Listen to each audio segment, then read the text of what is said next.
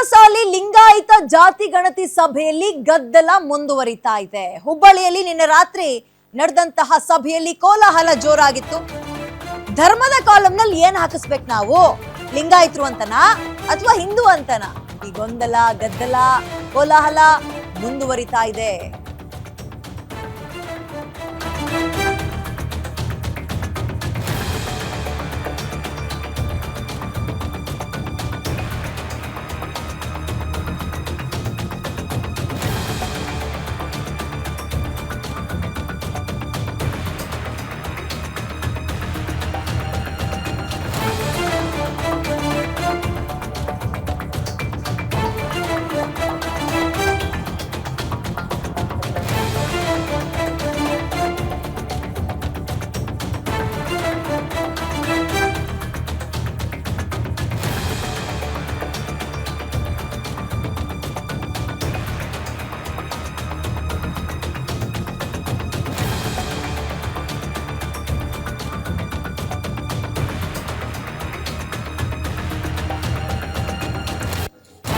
ಹುಬ್ಳಿಯಲ್ಲಿ ಇದಕ್ಕೆ ಸಂಬಂಧಪಟ್ಟಂತೆ ಒಂದು ಸಭೆ ನಡೆಸಿದ್ರು. ಲಿಂಗಾಯತ ಸಮಾಜದವರಲ್ಲೇ ವಾಗ್ವಾದಗಳು ಜೋರಾಗ್ತಾ ಇದೆ ನೋಡಿ. ಜಯಮೃತ್ಯುಂಜಯ ಸ್ವಾಮೀಜಿಗಳ ನೇತೃತ್ವದಲ್ಲಿ ಒಂದು ಜಾಗೃತಿ ಸಭೆ ಅಂತ ಮಾಡಿದ್ರು. ಆ ಸಭೆಯಲ್ಲಿ ಒಬ್ಬೊಬ್ರು ಒಂದೊಂದು ರೀತಿಯ ಅಭಿಪ್ರಾಯವನ್ನ ವ್ಯಕ್ತಪಡಿಸ್ತಾ ಇದ್ದಾರೆ. ಧರ್ಮದ ಕಾಲಂನಲ್ಲಿ ಏನಂತ ಬರೆಸ್ಬೇಕು, ಹಿಂದೂ ಅಂತ ಬರೆಸ್ಬೇಕಾ ಅಥವಾ ಲಿಂಗಾಯತರು ಅಂತ ಬರೆಸ್ಬೇಕಾ? ಕೆಲವರು ಹಿಂದೂ ಅಂತ ಬರೆಸೋಕೆ ಆಕ್ಷೇಪ ವ್ಯಕ್ತಪಡಿಸ್ತಾ ಇದ್ದಾರೆ, ಇನ್ನು ಕೆಲವರು ಲಿಂಗಾಯತ ಅಂತ ಬರೆಸುವಂತೆ ಕೆಲವರು ಅಭಿಪ್ರಾಯ ವ್ಯಕ್ತಪಡಿಸ್ತಾ ಇದ್ದಾರೆ. ಕೊನೆಗೆ ಧರ್ಮ ಹಿಂದೂ, ಜಾತಿ ಲಿಂಗಾಯತ, ಪಂಚಮಸಾಲಿ ಅಂತ ಬರೆಸುವಂತೆ ನಿರ್ಣಯಕ್ಕೆ ಬಂದಿದ್ದಾರಂತೆ. ಈ ಬಗ್ಗೆ ಜಯಮೃತ್ಯುಂಜಯ ಸ್ವಾಮೀಜಿಗಳ ನೇತೃತ್ವದಲ್ಲಿ ನಿರ್ಧಾರ ಆಗಿದೆ. ಸ್ವಾಮೀಜಿಗಳ ನಿರ್ಧಾರಕ್ಕೆ ಬದ್ಧ ಅಂತ ಪಂಚಮಸಾಲಿ ಜನ ಒಪ್ಕೊಂಡಿದ್ದಾರೆ. ನೋಡಿ, ಇವ್ರು ಹಿಂಗೆ ಕಚ್ಚಾಡ್ತಾ ಇದ್ರೆ, ಇದ್ರಲ್ಲೇ ಗೊಂದಲದಲ್ಲೇ ಮುಳುಗೋಗಿದ್ರೆ ಆ ಲಿಂಗಾಯತ ಸಮುದಾಯದ ಜನರನ್ನ ನಡು ನೀರಲ್ಲಿ ತಂದು ನಿಲ್ಲಿಸ್ತೀರಾ? ಯಾಕಂದ್ರೆ ಜಾತಿ ಗಣತಿ ಇನ್ನೇನು ಆರಂಭ ಆಗತ್ತೆ. ನೀವೊಂದು ಕ್ಲಾರಿಟಿಗೆ ಬರ್ಬೇಕು. ಸಮುದಾಯದ ಮಠಾಧೀಶರು ಏನಂತ ಬರೆಸ್ಬೇಕು ಅಂತ ಜನರಿಗೆ ಜಾಗೃತಿ ಮೂಡಿಸ್ಬೇಕು. ಧರ್ಮ ಅಂತ ಬಂದಾಗ ಹಿಂದೂ ಧರ್ಮಕ್ಕೆ ಸೇರ್ತಾರಾ ಅಥವಾ ವೀರಶೈವ ಲಿಂಗಾಯತ ಅನ್ನುವಂಥದ್ದು ಮತ್ತೊಂದು ಧರ್ಮನ? ಇದ್ರ ಬಗ್ಗೆ ನಿಮ್ಗಳಿಗೆ ಸರಿಯಾಗಿ ಕ್ಲಾರಿಟಿ ಇಲ್ಲ. ಮತ್ತೊಂದು ಜಾತಿ ಅಂತ ಬಂದಾಗ ವೀರಶೈವ ಅಂತ ಬರೆಸ್ಬೇಕಾ, ಲಿಂಗಾಯತರು ಅಂತ ಬರೆಸ್ಬೇಕಾ? ಲಿಂಗಾಯತರಲ್ಲೂ 10 ಜಾತಿ ಅಂದ್ರೆ ಈ ರೆಡ್ಡಿ ಲಿಂಗಾಯತ, ಪಟೇಲ್ರು ಲಿಂಗಾಯತ, ಸಾದ್ರು, ನೊಳಬ್ರು ಏನೇನೋ ಇದೆ. ಅವೆಲ್ಲವನ್ನ ಹೊರತುಪಡಿಸಿ ಲಿಂಗಾಯತ ಅಂತ ಮಾತ್ರ ಬರೆಸ್ಬೇಕಾ? ಇದನ್ನ ಜನರಿಗೆ, ಆ ಸಮುದಾಯದ ಜನರಿಗೆ ಮನವರಿಕೆ ಮಾಡಿಸ್ಕೊಡ್ಬೇಕಾಗತ್ತೆ. ಕನ್ಫ್ಯೂಷನ್ಸ್ ಇದೆ.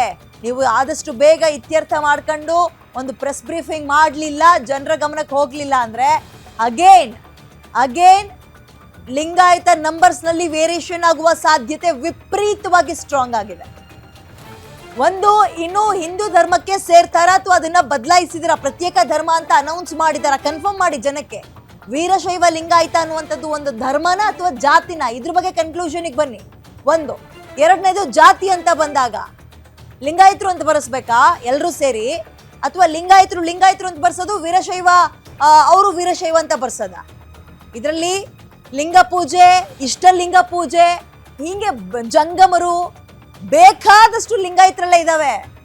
ಸಾದ್ರು, ನೊಳಬ್ರು, ವೀರಶೈವರು, ಪಂಚಪೀಠಕ್ಕೆ ಸೇರುವಂತವ್ರು, ಪಂಚಪೀಠ ಅಂದ್ರೆ ಬಸವಣ್ಣನವ್ರನ್ನ ಪೂಜೆ ಮಾಡುವಂತವ್ರು, ಅವರ ತತ್ವವನ್ನ ಅನುಸರಿಸುವಂತವ್ರು, ನೇರವಾಗಿ ಲಿಂಗ ಪೂಜೆ ಮಾಡುವಂತವ್ರು, ನಾವು ಪಂಚಪೀಠಕ್ಕೆ ಸೇರುವಂತದ್ದು ಎಕ್ಸಾಂಪಲ್ ಬಾಳೆಹೊನ್ನೂರು ಮಠ, ಹಿಂಗೆ ಬೇಕಾದಷ್ಟಿದಾವೆ. ಇಲ್ಲೇ ಗೊಂದಲಗಳಿದಾವೆ. ಹಂಗಾಗಿ ಇಷ್ಟನ್ನೂ ಸೇರಿ ಒಂದು ಧರ್ಮ ಅಂತ ಮಾಡ್ತಿರೋ ಅಥವಾ ಈ ಹಿಂದೂ ಧರ್ಮದಲ್ಲೇ ಜಾತಿ ಅಂತ ಬಂದಾಗ ಲಿಂಗಾಯತರು ಅಂತ ಹಾಕ್ಬೇಕಾ? ದಯವಿಟ್ಟು ಮಠಾಧೀಶರು, ಸ್ವಾಮೀಜಿಗಳು, ನೀವೆಲ್ಲರೂ ಒಂದು ಒಮ್ಮತದ ತೀರ್ಮಾನಕ್ಕೆ ಬರಬೇಕು. ಇಲ್ಲಾಂದ್ರೆ ನಿಮ್ಮದೇ ಸಮುದಾಯದ ಜನರನ್ನ ನಡು ನೀರಿಗೆ ಬಿಡುವಂಥದ್ದು ನೀವುಗಳೇ. ರಾಜಕಾರಣಿಗಳಿದ್ರಲ್ಲ ಏನು ಪುರ್ಸೊತ್ತು ವಹಿಸ್ಕೊಂಡು ನಿಗಾ ವಹಿಸಲ್ಲ, ಇದಕ್ಕೆ ಅವರೇನ ತೀರಾ ಕಾಳಜಿ ವಹಿಸಲ್ಲ. ಆ ಸಮುದಾಯದ ಮಠಾಧೀಶರುಗಳು ನಿಮ್ಮಲ್ಲೇ ತಿಕ್ಕಾಟ ಇದೆ. ಕೆಲವರು ಒಂದ್ ರೀತಿ ಅಭಿಪ್ರಾಯ ವ್ಯಕ್ತಪಡಿಸ್ತಾ ಇದ್ದಾರೆ, ಇನ್ನು ಕೆಲವರು ಅದು ಹಂಗಲ್ಲ ಹಿಂಗೆ ಅಂತ ಇದ್ದಾರೆ. ಹಾಗಾಗಿ ಒಂದು ಕನ್ಕ್ಲೂಷನ್ಗೆ ಬನ್ರಪ್ಪ. ನಾವು ಹಿಂದೂ ಧರ್ಮದವ್ರೆ, ಜಾತಿ ಅಂತ ಬಂದಾಗ ಲಿಂಗಾಯತರು ಅಂತ ಬರ್ಸೋಣ. ಇಂಥದ್ದು ಏನಾದ್ರು ಒಂದು ನಿರ್ಧಾರಕ್ಕೆ ಬನ್ನಿ. ಹಿಂಗೆ ಅಂತಲ್ಲ, ಇಂಥದ್ದು ಏನಾದ್ರು ಒಂದು ಕಡ್ಡಿ ತುಂಡಾದಂತ ನಿರ್ಧಾರಕ್ಕೆ ಬಂದ್ರೆ ಸರಿ ಆಗತ್ತೆ. ಇಲ್ಲಾಂದ್ರೆ ಹೆಂಗಾಗತ್ತೆ ಹೇಳಿ? ಒಂದು ತಕಡಿಗೆ ಕಪ್ಪೆಗಳನ್ನ ಕೂಡ ಹಾಕ್ದಂಗೆ ಆಗುತ್ತೆ. ಒಬ್ರು ನೊಳಬ್ರು ಲಿಂಗಾಯತರು ಅಂತ ಬರೆಸ್ತಾರೆ, ಇನ್ನೊಬ್ರು ರೆಡ್ಡಿ ಲಿಂಗಾಯತರು ಅಂತ ಬರೆಸ್ತಾರೆ, ಇನ್ನೊಬ್ರು ವೀರಶೈವ ಅಂತ ಬರೆಸ್ತಾರೆ, ಇನ್ನೊಬ್ರು ನಾವು ಪಂಚಪೀಠಕ್ಕೆ ಸೇರಿದವರು ಅಂತ ಬಳಸ್ತಾರೆ, ಇನ್ನೊಬ್ರು ಸಾದ್ರು ಅಂತ ಬರೆಸ್ತಾರೆ, ಇನ್ನೊಬ್ರು ನೊಳಬ್ರು ಅಂತ ಬರೆಸ್ತಾರೆ. ಯಾವ್ದಕ್ಕೆ ಸೇರುತ್ತೆ ಅದು?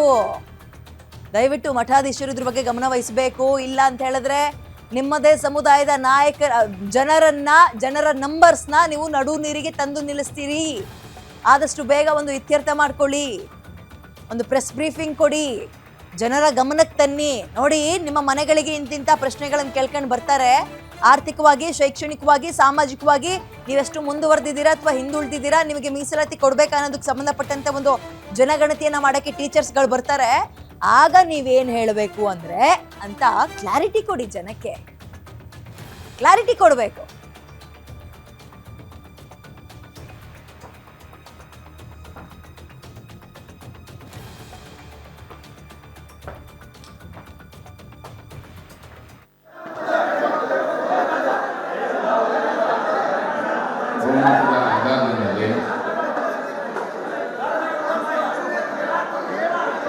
ಬಹುಮತದ ಆಧಾರದ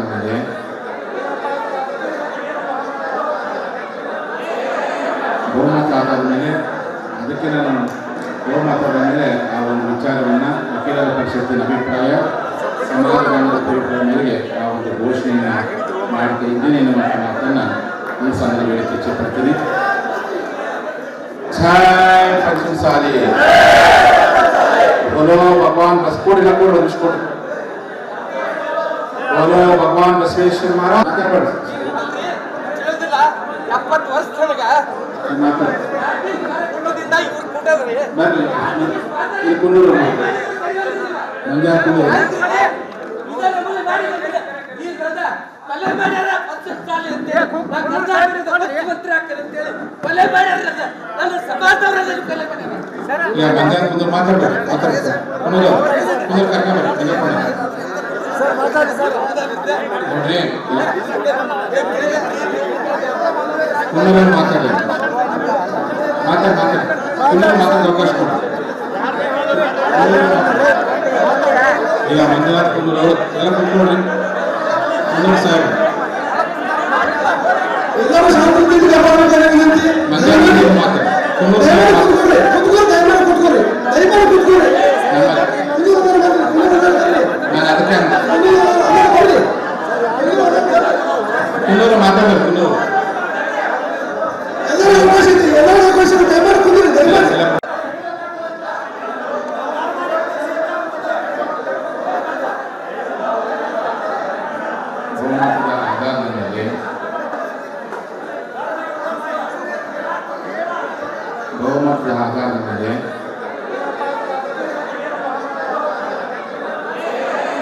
ಬಹುಮತದ ಆಧಾರದ ಮೇಲೆ ಅದಕ್ಕೆ ನಾನು ಬಹುಮತದ ಮೇಲೆ ಆ ಒಂದು ವಿಚಾರವನ್ನು ವಕೀಲರ ಪರಿಷತ್ತಿನ ಅಭಿಪ್ರಾಯ, ಸಮಾಜದ ಅಭಿಪ್ರಾಯ ಮೇರೆಗೆ ಆ ಒಂದು ಘೋಷಣೆಯನ್ನು ಮಾಡ್ತಾ ಇದ್ದೀನಿ ಎನ್ನುವಂಥ ಮಾತನ್ನು ಈ ಸಂದರ್ಭದಲ್ಲಿ ಇಚ್ಛೆಪಡ್ತೀನಿ. ಜೈ ಪಂಚಮಸಾಲಿ बोलो भगवान बस कोड़ी ना कोड़ी उसको बोलो भगवान बसवेश्वर महाराज क्या पढ़ ತಿಳಿದಿಲ್ಲ 70 ವರ್ಷದೊಳಗ ಕುಂಡದಿಂದ ಇವ್ರು ಕುಂಡವ್ರಿ ಬರ್ಲಿ ಈ ಕುಂಡೂರು ಮಂಗ್ಯ ಕುಂಡೂರು ಈ ಗದ ಕೊಲೆ ಮಾಡ್ಯಾರ 10 ಸಾಲ ಅಂತ ಮುಖ್ಯಮಂತ್ರಿ ಆಗ್ತಾರೆ ಅಂತ ಹೇಳಿ ಕೊಲೆ ಮಾಡ್ಯಾರ. ನನ್ನ ಸಮಾಜದವರೆಲ್ಲ ಕೊಲೆ ಮಾಡ್ಯಾರ. ಯಾ ಮಂಗ್ಯ ಕುಂಡೂರು ಮಾತಾಡ್ತಾರೆ ಕುಂಡೂರು ಕರ್ಕೊಂಡು ಸರ್ ಮಾತಾಡಿ ಸರ್. ನೋಡ್ರಿ ಕುಂಡೂರು ಮಾತಾಡಿ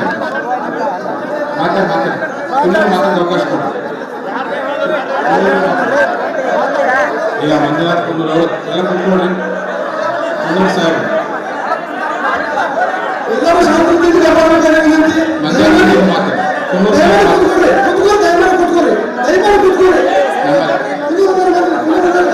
ನಾನು ಅದಕ್ಕೆ ಕುಂದೂರು ಮಾತಾಡ್ಬೇಕು. ಕುಂದೂರು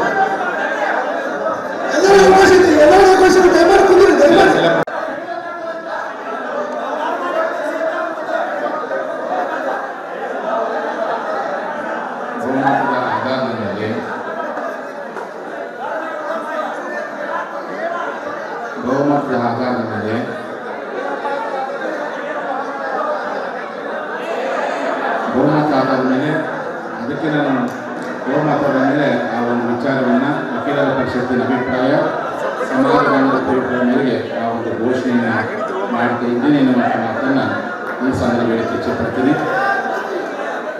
ಜೈ ಪಂಚಮಸಾಲಿ बोलो भगवान बस कोड बोलो भगवान बसवेश्वर महाराज ತಿಳಿದಿಲ್ಲ 70 ವರ್ಷದೊಳಗ ಕುಟುಂಬದಿಂದ ಇವ್ರು ಕೂಡದ್ರಿ ಬರ್ಲಿ ಈ ಕುಂದೂರು ಮಂಜಾ ಕುಂದೂರು